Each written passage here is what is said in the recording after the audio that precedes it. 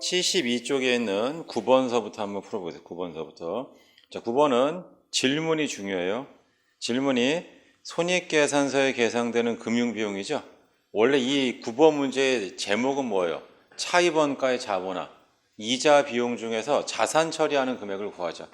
그래서 여기서는 그 자산 처리하는 금액을 구하면 안 되고 비용 처리하는 금액을 구해야 된다. 그게 결론이 되겠습니다. 그럼 제일 먼저 본사 사옥 신축 공사와 관련해서 다음과 같은 지출을 했죠. 그래서 제일 먼저 해야 될 게 뭘 구하냐면 연평균 지출액을 구하는 거예요. 연평균 지출액이라고 하는 건 뭐냐면 실제 공사 대금은 뭐 4월 1일, 9월 1일, 12월 30일 이렇게 나가는데 얘가 1월 1일 지출됐다면 얼마가 되냐? 그걸 환산하는 과정이 연평균 지출액이 되겠습니다. 그래서 공사 대금이 4월 1일 날 5만 원이 지출돼요. 그럼 여기는 얼마를 곱해야 돼요?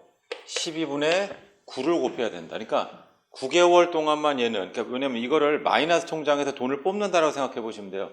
4월 1일 날 5만 원을 빼요. 그럼 12월 31일 날은 마이너스 5만 원 되어 있는데 이자율이 10%예요. 그럼 만약에 이자 10%면 5만 원에 10%면 5천 원이죠. 은행에서 5천 원을 뽑아가면 바로 전화해야 돼요. 왜냐면 1년 동안 돈을 빌려 쓴 게 아니고 9개월 동안 돈을 빌렸었잖아요. 그래서 결론은 얘가 얼마로 되냐면 37,500원이잖아요. 그러니까 37,500원을 1년 내내 빌려 쓴 거랑 똑같겠죠. 그래서 5만 원을 곱하기 12분의 9를 해야 된다는 뜻입니다. 아무튼 이게 37,500이 되고 그 다음에 9월 1일 날 또 지출했어요. 9월 1일 날 얼마를 지출했냐면 3만 원 지출했습니다. 여기다 곱하기 얼마 해야 돼요? 90, 11, 12. 12분의 4를 곱하자. 그럼 얼마 이게? 만 원이죠. 그러니까 9월 1일 날 3만 원을 이제 지출한 거는 1월 1일 날 얼마? 만 원을 지출한 거와 이자 계산이 똑같이 된다 이런 뜻이고 마지막 거는 12월 31일 날은 12분의 0이 될 거 아니에요. 요거는 처음부터 적을 필요가 없다 이런 뜻입니다. 그래서 제일 처음에 연평균 지출액이 얼마예요? 둘을 합치면 47,500원이 연평균 지출액이 된다. 47,500원이 연평균 지출액이 된다. 이렇게 보시면 돼요. 자, 그 다음에 네모 박스 밑에 보겠습니다.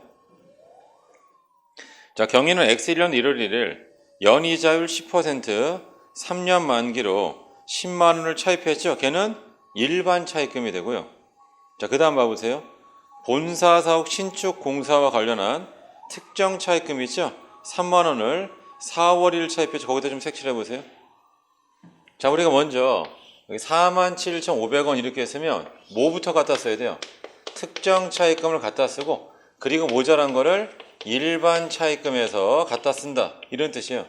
그럼 특정 차입금이 얼마냐라고 했을 때 얘를 3만 원입니다. 이렇게 하면 안 돼요. 왜냐하면 언제 차입했어요? 4월 1일 날 차입했잖아요. 이렇게 해가지고. 그러니까 거기도 3만 원 곱하기 12분의 9를 하자 그런 뜻이에요. 3만 원 곱하기 12분의 9. 그럼 이게 얼마냐면 22,500원이 되죠. 이렇게. 그리고 거기에 대한 이자율이 12%입니다. 12%. 그러니까 이만큼을 자본화하면 돼요. 근데 우리가 구하고 싶은 거는 비용 처리하는 거예요. 이렇게. 근데 아무튼 마저 더 한번 해볼게요. 22,500 곱하기 0.1 해보겠습니다. 22,500 곱하기 0.1. 그럼 얼마냐면 이게 2,700원이에요. 자, 그러면 여기 47,500원 중에서 22,500원은 특정 차입금에 갖다 썼어요. 그러면 일반 차입금 얼마냐? 그러면 25,000원이 되겠죠. 합치면 47,500이 되니까. 거기다 자본화 이자를 곱하셔야 되는데 네모박스 밑에 보세요.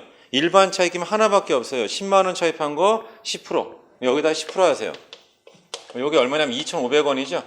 근데 만약에 이게 얼마를 자본화하냐라고 이제 물어보면 답이 3번에 있는 5,200원을 자본하면 이게 3번이에요. 그러니까 실제로 이런 문제를 내면 3번 찍는 사람이 수두룩하다고 이렇게. 근데 이 문제는 자본하는 걸 물어보는 게 아니고 비용 처리되는 게 얼마냐. 그럼 여기 보세요.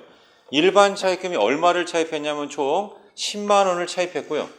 그 중에 25,000원이 쓰인 거예요. 그럼 나머지 75,000원은 그냥 비용 처리돼야 될 거 아니에요. 10%.